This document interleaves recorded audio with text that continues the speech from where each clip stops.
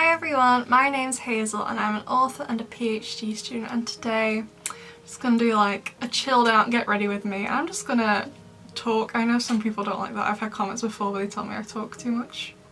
That's fine, so I'm gonna be talking a lot in this video, so if you don't like me talking then this video is not going to be for you. But I just feel like at the minute I've just been kind of first of all kind of struggling with my PhD. I'm getting up to writing up the first chapter and I've just kind of lost what I'm doing. So I just kind of wanted to talk it out, talk it through, and not even I will have a full-on conversation with myself on my own. I feel like if I do it to a camera I will actually talk it out more, and maybe I could help anyone else who is also struggling as well. I don't know. Yeah, I just wanted to talk, essentially. It's gonna be a lot of talking. I'm just gonna do my makeup. I'm not gonna talk about the makeup I'm using, but I'll link it all in the description box if you're interested. The eyeshadow palette I'll be using is the Kaleidos Cosmetics new one, Sashimi City.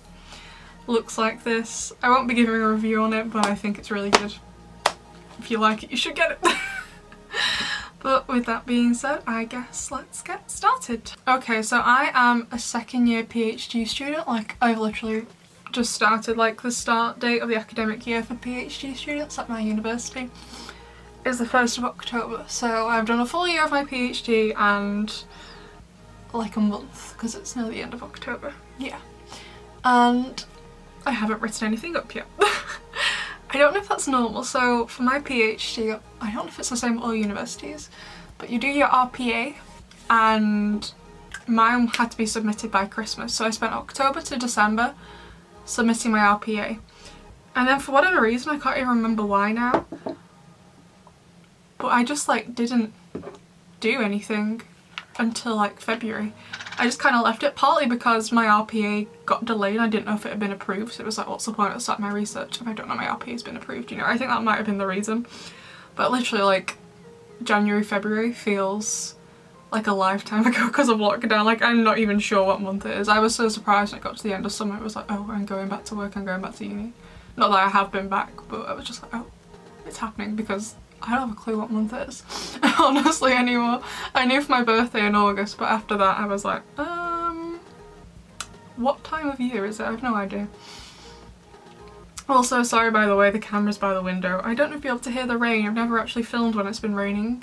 Despite living in the north of England, I've managed to completely bypass that. But yeah, I hope you can't hear the rain, but if not, maybe it'll be some nice ASMR for you. I always like the sound of rain. If I get stressed, I like to listen, like on YouTube and stuff, sound clips of the rain. And my favourite day is when I don't have to go outside and I can just sit in my room, put on some candles and play Animal Crossing listening to the rain. That's what I like to do.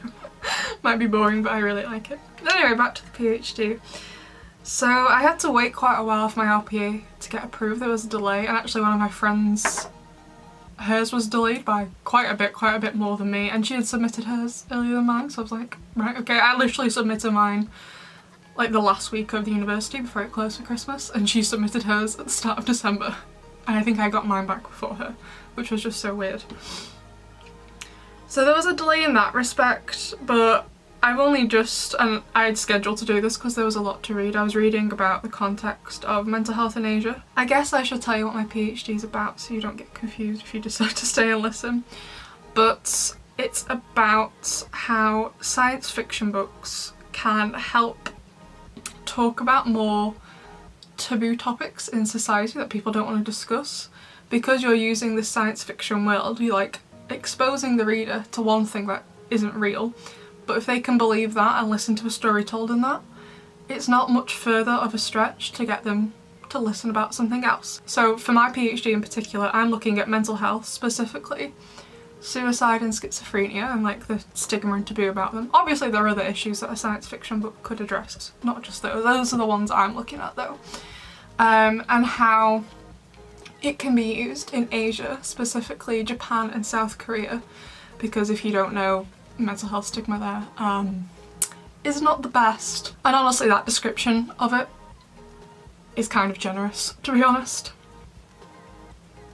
So obviously, because I am not Asian, as you can tell, I don't live in Asia either, I didn't want to like get called out as being a racist, that like I'm trying to solve a problem that's not mine to fix, things like that. So with something that I don't know a great deal about, like I knew bits and pieces about it, I like K-pop, I am interested in Japanese and Korean culture, so I already knew a little bit about it. I spent from March till September, so I spent a while doing this because I wanted to like get as much as possible. Spent from March to September researching mental health in Asia and like how the culture affects perceptions of it, because obviously the culture in Asia is very different to here. And don't get me wrong, I think I've got everything I need. I'm working with my supervisors to get a new supervisor added because my field is so broad.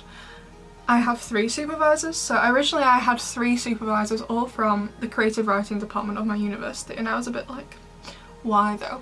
Like there is creative writing involved because this also encompasses my books, because if you don't know, they're about a girl who hears voices, and it's kind of about like helping the stigma around it. Obviously that's not the plot of the book, but it's to like help people, you know, talk about it more. And there's an Asian character in them who also hears voices, so it's to help me like inform my creative practice, if that makes sense. That's kind of what my PhD was for. Like I'd have to have done this research anyway before I could write the second one, so it was kind of like, why not do a PhD at the same time, you know? Like I have to do it, so let's get a PhD with it. So I obviously had to change like my research parameters and stuff because of it, because it wasn't just as simple as just doing a PhD on that. But that's what my research is on. So I spent ages researching mental health in Asia, and I feel like I've got everything I need, but my new supervisor, who's from the Asia Pacific Studies department of my university, which is like in the language section. So they teach both the language and they also look at like cultural studies, the history of the country. They're looking at like the Asia Pacific studies at my university, from what I know of it, because I didn't do it. I didn't study that there. You pick like one of 4 routes. You like either do South Korea, Japan, China or Russian, and within whichever like route you've picked, they will teach you that language and like the culture and the history of that country. Just I think it's pretty cool. Don't get me wrong, it sounds like a good course to be honest. So I do feel like I've got everything I need. However, this is where the problem arises. I feel like I have collected so much. Like I've got so much bits of paper and things everywhere. Like I've managed to collate it all into one. I made a video about how to collect PhD notes, and I do think it's a good method that works. However, I think the problem for me is I think I underestimated when I started how much information there was going to be about it out there. Because like I already knew before I started my PhD that mental health in Asia was a big problem. But I did underestimate how big of a problem it was. But there is loads and loads of research on it. So I had a lot to read, but like I said, I think I've got everything. But that everything is no small amount. It's a lot. So I've managed to condense it and collate it and like put it into categories.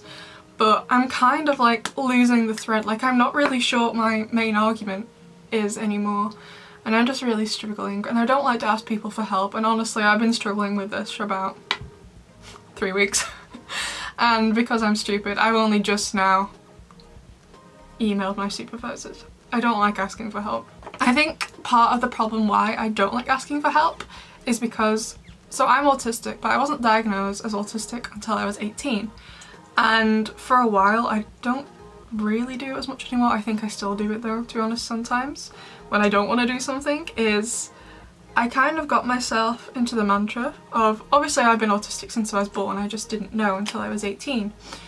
But obviously I've lived 18 years not thinking I was autistic. Like why would I think I was autistic? And I had no problem asking for help when I didn't know I was autistic. I would ask anyone for help the moment I needed it, I had no problem. But I went through this phase after I was first diagnosed with it, and I actually had to have bereavement counselling because I had like this big like kind of identity loss sort of thing, because I'd lived 18 years thinking I wasn't autistic, and then suddenly I was. Well, I have Asperger's, high functioning autism. Whatever the correct phrase for it is, I'm not actually sure anymore, I just say autistic generally. But I went through this phase, and I think I'm still slightly in it now, but it's not as, you know, obvious or whatever, and I don't do it as much, where I got into the mindset of like, okay, I'm disabled now, I need help with everything, I'm useless, I can't do anything on my own. And I still sometimes am like that, but it's only on like more difficult days when I'm just really down, like I have depression and anxiety as well. So it's not that debilitating anymore it was when I first had it, but yeah, it wasn't very fun to think that all the time. And I was asking everyone for help, like with the smallest things, because I was just like, I'm disabled now, I can't do it anymore. Which is a really bad mindset to get in, but it's because I was diagnosed at quite an old age for autism diagnosis. Generally, most people with autism get diagnosed before like the age of 10. Like 18 is very, very late. Anything past the age of 12, I believe, is incredibly late for an autism diagnosis. But the thing with autism, I think it's more of a problem in girls, not so much autistic boys, because they always say autism is more prevalent in boys, but I think, honestly, in my opinion, it seems to be prevalent in both male and female people. But girls are better at doing this thing called masking, which essentially means you pretend everything is okay and you don't let anyone see the like the autistic traits in you. Like for me, growing up, I didn't know how to act like a normal person, so I would watch everyone else and learn the behaviour of them, which people do anyway as, you know, they grow up, like that's what you do as a child. But like I still do it now because I'm not sure how to act sometimes. So once I kind of got out of that phrase, and like, don't get me wrong, I still sometimes do it, it's really bad, I need to stop doing it, because I'm not useless, I know I'm not, but I just sometimes feel like that. Once I kind of came out of that phase, which was like towards the end of my undergrad, so like 2-3 years ago now, I kind of went to the other extreme, and now unless I am in like dire need of help, I will not ask anybody for help, like ever, like no. The only time I would ask people for help if it was for like medical assistance, because I definitely don't know what I'm doing in the medical area, like if there was something wrong like that I would ask for help in that case, but otherwise I wouldn't, not with anything. So I've kind of gone from one extreme to the other, and both extremes aren't great. I need to find a good middle ground where, yeah, it's great to be independent and try to do things yourself, but at the same time, if you really need help, whilst I think it's good to try and solve it yourself, if you really are struggling once you've tried to solve it and you can't, ask for some help. But like, my supervisors are there to help me. I keep forgetting that. Like, I feel like every time I do ask them for help, they're gonna shout at me, and like my supervisors are really nice people, all three of them, like, so I don't know where I've got this mindset from. They're gonna shout at me. Like, I'm 24, they're not gonna shout at me unless I'm rude to them, probably, which I'm not. So I sent my supervisors an email the other day and I just told them like it was. I was just like, I'm really struggling, I need some help, I feel like I've lost the main argument, this is my main argument at the minute, is it okay, but I don't feel like it's critical enough. Another problem is I am a creative writing graduate. We never had to write a dissertation or anything like that. We had to write, what was our final piece? It was like a blog that we had to upkeep for a year and had to be to do with writing, and then write a reflective essay on it. That was like 2,000 words, not like 50,000. For both of my masters, my creative writing one, we wrote a novel and had to write a reflective essay on it. And if you're about to think, if you're watching this, like, a novel? That's hard work. A novel is not hard work for me. I can write a novel in 20 days and it's nothing to me. I don't get stressed about writing novels. Novels are fine. And then for my script writing masters, we just had to write a feature film, and same with the novel. Easy peasy, like, no swear, like, it doesn't matter to me. It's the essays that get me. Even the small reflective essays I never enjoyed writing. So why on earth I've decided to do this to myself? Well, I guess we'll never know. But yes, that's another problem, that I've never had to sustain an argument for this long. Any critical essays I've written in the past have been no longer than like 5,000 words. I've never had to do this before. So that's another part of the problem. But I'm just getting like paranoid all the time about it. Like, I'm doing PhD work after I finish this video and I'm already getting worried about it because I feel like I don't know what I'm doing. And I did hear, so at my university, they make us do like this PhD training week right at the start. So this was like over a year ago now. And I thought for the most part it was useless. However, some of the sessions were okay. But one of the trainers, the teachers we had for the sessions, said about halfway through your PhD or at some point through your PhD, you're gonna start to wonder like, oh, what's my main argument? Like, what's going on? And you feel like really like you're doubting yourself all the time about it, which is the stage I am at now. So I'm getting a bit worried. Plus as well, I definitely need to get a chapter done before my switch to the actual PhD. So technically speaking, I'm not actually a PhD student yet. I'm what's called a Masters in Philosophy student.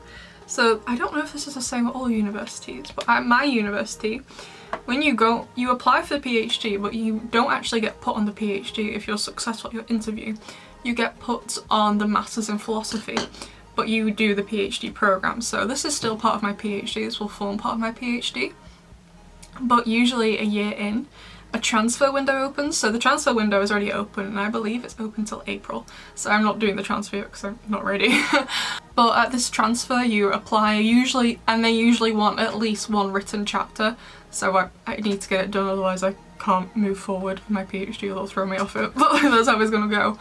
But at that point you'll submit your chapter, a panel will read it, and you'll have a mini viva where they'll decide if you're kind of like the right candidate to move on to the actual PhD. And if you're not, you will get a Masters in Philosophy, and that's it, that's the end of it. So yeah, I'm really nervous about it, even though it's not going to happen till next year because we haven't put in any paperwork for it. I'm not ready, I don't have a chapter ready, so I can't apply for it. I also don't want to apply for it right now, it's too much to think about. But yeah, like at the minute it's just really stressing me out. Honestly, when I started my PhD, I was more worried about not enjoying the reading aspect of it, all the reading I had to do. I no longer feel that way. The reading is what I'm enjoying the most. It's the writing, for the first time in my life, I'm hating. And every time I go on my laptop to try and write something up, I end up procrastinating and writing chapters of fan fiction. So I'm still writing, just the wrong thing entirely. So yeah, I need some help. I've never had to write a literature review before. I'm doubting what my main argument is, and I'm just finding it so frustrating because I feel like my research is really important. Like I said, I've read so much about mental health in Japan and South Korea. And I think part of the problem as to why it's not getting better, obviously there's a lot of reasons why it's not getting better. If you don't know, they have like 2 of the highest suicide rates in the world. But one of like the reasons it's not getting better is because there are all these different reasons and no one's collating them and putting together. So when the governments of these countries or like mental health organisations in these countries are trying to put out a campaign, they're only really addressing one of the problems and not multiple problems, which is where part of the problem lies. They're only addressing one thing, when really the root of the cause is that thing, plus a load of other things as well. So I guess I want this chapter to be a synthesis, I think synthesis is the right word, a synthesis of all these different problems that are affecting mental health in Asia. But like, does the synthesis have to be critical? That's the thing I'm struggling with, like, what's my critical take on this? Because I feel like I can't be too critical without coming off as being racist, because I feel if I just go in and say like, oh, mental health care in South Korea is really bad, it's going to paint me in a really bad light because I'm not Korean. It's going to be like I'm really criticising their country, which I don't want to do, you know. So it's just, I'm having difficulty with it now. So maybe finally meeting with the Asia Pacific supervisor, because we've had a meeting before last year, but he wasn't my supervisor then. So maybe having a meeting with him will really help. And because I'm an idiot and I left asking for help too late, today is the last day of uni before reading week. So my supervision probably isn't going to be for 2 weeks because I'm stupid. So I doubt they're going to want to have a supervision over reading week, because this first like 5-6 weeks of the semester has been really stressful for everyone. I'm assuming my supervisors have been doing online classes. I'm a note taker at the university, and actually this year, to help with my brother, I've been his note taker at home. So we've been sat together on the Microsoft Teams meeting. That's what we use at my uni. It's just the same as Zoom, same thing. It's just Microsoft instead of Zoom. But a lot of the teachers have seemed really stressed, so it's just one of those things. It's just a brand new thing, you know. Like when my uni closed in March, teaching was pretty much done. Like the only things that you usually do at the end of the semester is like workshops and the assignment, like come into class if you need help. So they could just do like one-on-one video calls. They weren't doing a full-on class over a video call. So yeah, I've stressed myself out and it's my own fault for not asking for help sooner, essentially. So if you're still watching this video, my main argument at the minute is this is how mental health is represented in Asia and how it's different from here, because that's helped me understand how it's different there from here. Not comparing it, but how it's different. So for example, the word for schizophrenia really holds different connotations in Japan and South Korea, because so in South Korea, Hangul, the alphabet, the written alphabet, is syllable based. However, a lot of the words are taken from Chinese characters, and I believe a lot of people study Chinese characters in Korean schools, so they often know like the origin of some of the words because the root is taken from the Chinese character. And Japanese is made up of hiragana, katakana and kanji, and all the kanji, which I believe is the majority of the alphabet, is taken from Chinese. So a lot of root words again in Japanese are from China. Like in English, a lot of root words are like from Latin, so that way you get a lot of similar words in French and in Spanish and other countries near us. In Asia it's different because the root words often come from Chinese. So, and if you don't know much about the Chinese characters, they kind of like hold a meaning. So when you see a word in English, it tells you how to pronounce it. Whereas in Chinese, when you see a character, it doesn't usually tell you how to pronounce it. It tells you what it means, and then the way you say that word is something separate you have to learn. So in Chinese, you'll have like a character for a tree, and then you put 2 more characters of tree around it, and that means forest. So it's... I'm not really sure how to explain it. I am the wrong person to explain it. I will find a video and link it down below for you to watch about the proper meaning of Chinese characters. But for example, for schizophrenia in Chinese was taken from the German root word for schizophrenia with schizen, I think that's not how you say it, but that means splits, and then phrenia meaning mind. So the Chinese took the original literal meaning of schizophrenia from the German word for it and put characters around that. So in Japanese and Korea, they've changed it now because of this. It literally meant split mind disease, and everyone called it that. So that held a lot of negative connotations. So while schizophrenia technically does mean split mind in England, no one actually knows that, because how many people know the root meaning of schiz and phren? Like no one. I didn't know until I started my research, and I hear voices. I don't have schizophrenia. I've actually been diagnosed with something now. I have unspecified non-organic psychosis, which is the posh way of saying I hear voices and they don't know why, but it's not schizophrenia. That's what it means, essentially. That's what my doctor told me. So that's like how it's defined differently there with the different words because of the language, and then how that affects stigma, how that affects help-seeking behaviour. So it is a literature review for this first bit, which I understand is more giving context and background to your research, kind of like the purpose why you're doing this. But I just keep getting hung up on, is this critical enough?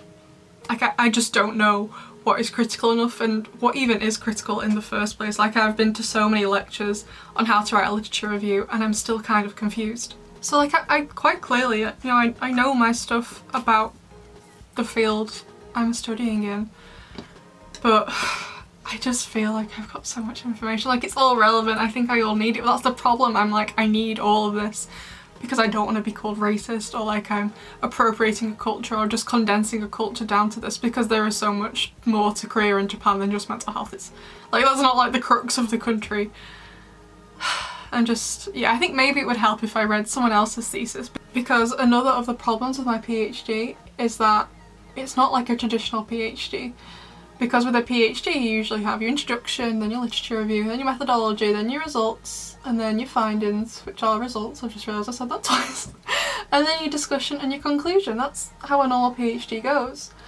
But mine is like a literature PhD, and that doesn't happen in a literature PhD. It's literally back-to-back literature reviews of you applying things to your own creative practice. That's the way it usually is. And don't get me wrong, you can do a PhD in literature and make it more traditional with a methodology, but I have no participants, so I'm the only person participating in this PhD, I guess, with my supervisors. So yeah, that's another problem. So I need to find another practice-based PhD that I can read and see what they did. I think that would really help. Like, a lot of the time, for me, reading examples is what helps me. Like, whenever I was struggling revising for a test, which I know is very different to writing a literature review, I 100% get that.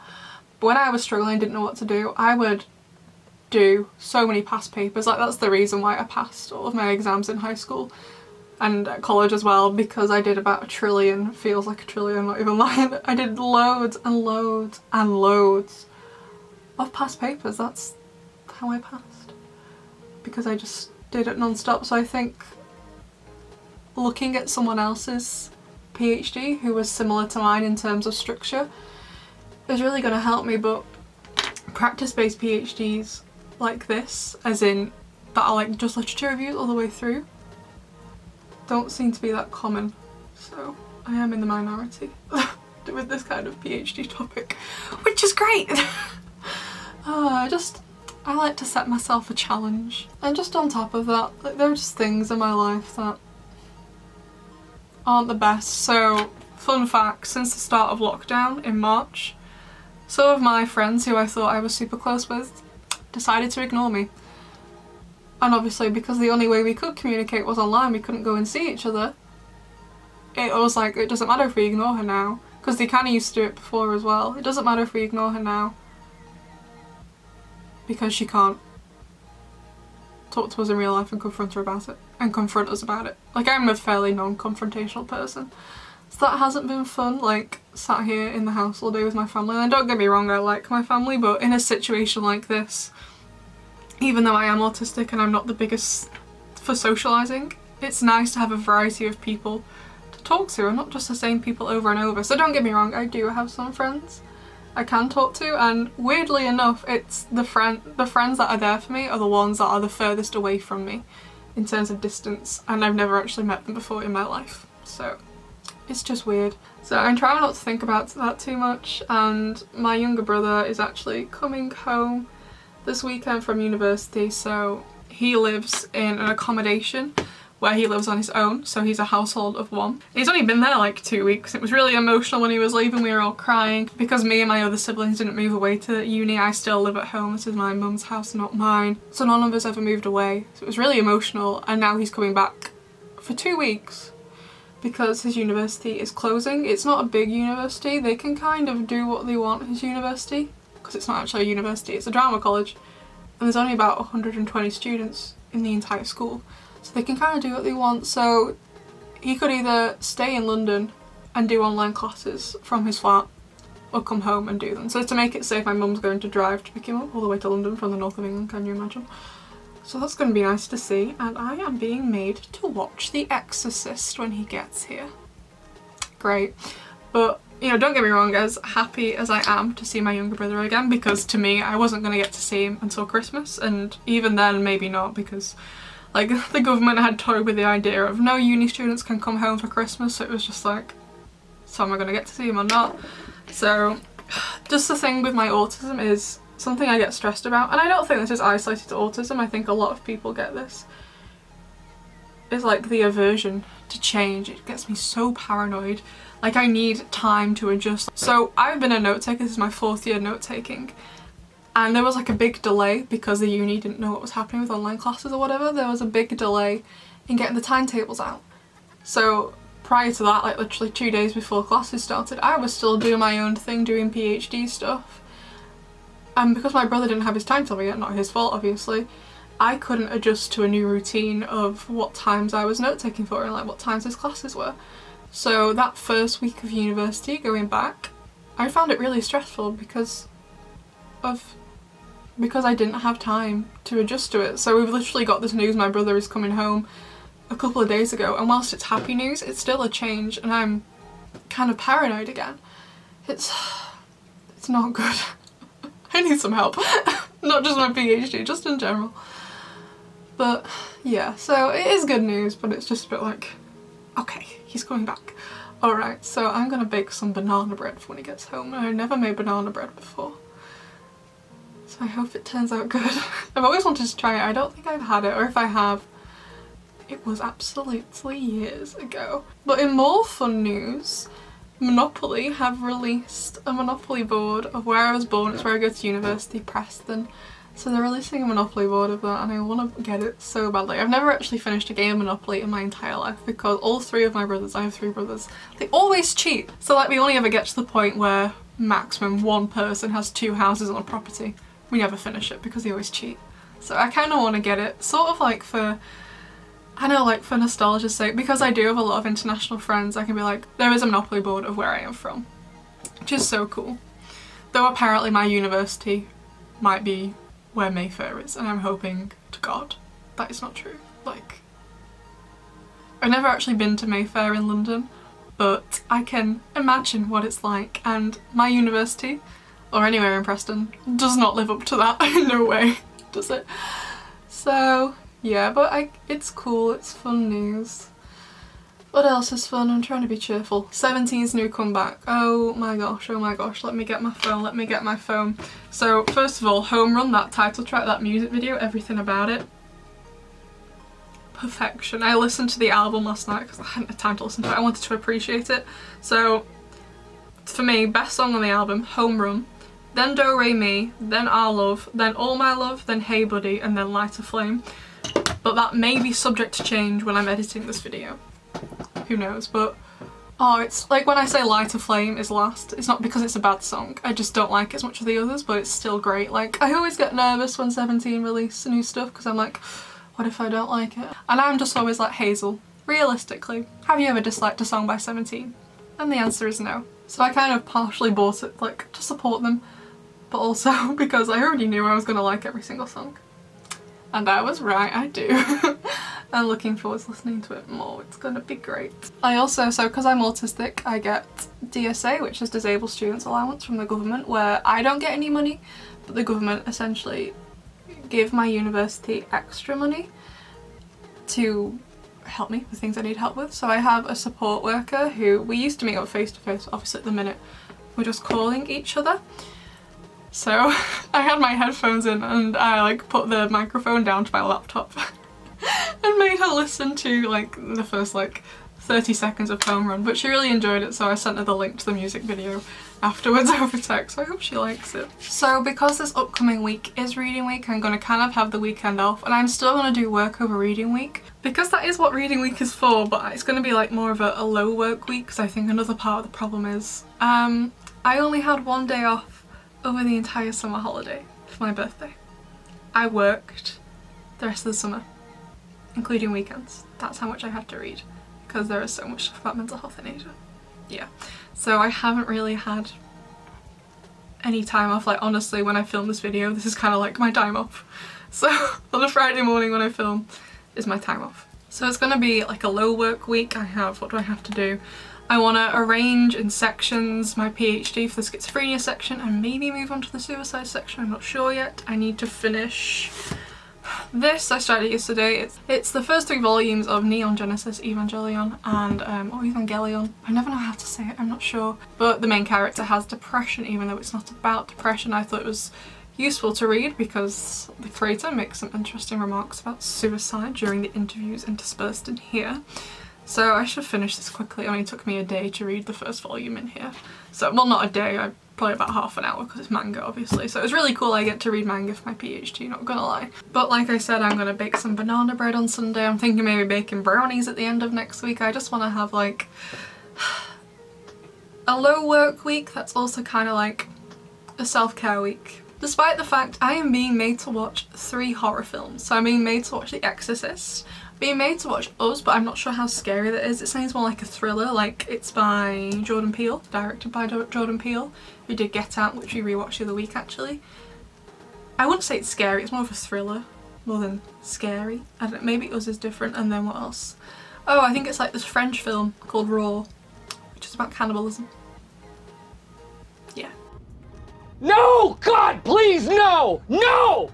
No! What a great self-care week this is going to be, but I'm just going to try and look after myself a bit more since I don't have to do work. I don't want to just replace the hours I'm not working with more PhD work instead of note-taking work. I want to chill out a bit because obviously, you know, you can't really go anywhere. I'm in Lancashire, which is in tier 3, the lockdown rules, and I won't lie to you, I do not understand any of the lockdown rules. I'm just staying inside and doing nothing.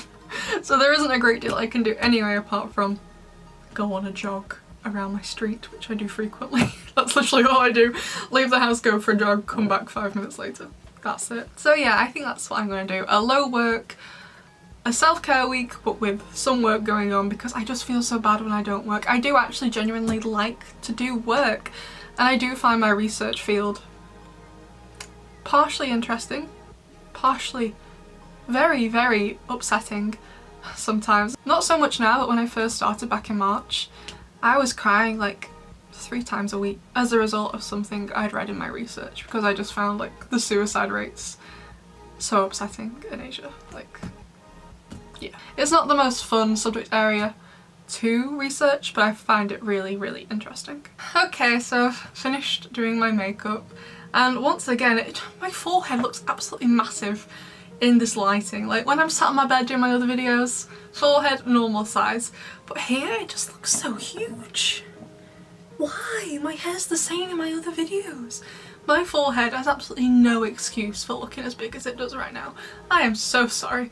But anyway, I do feel a bit better after filming this, and maybe once I edit it, I will either decide not to post it or it will help me with some more clarity. But if you watched all the way to the end, I hope this didn't depress you. I hope you're all okay. But if you're sad, I would say watch The Miraculous Ladybug, get some chocolate, or failing that,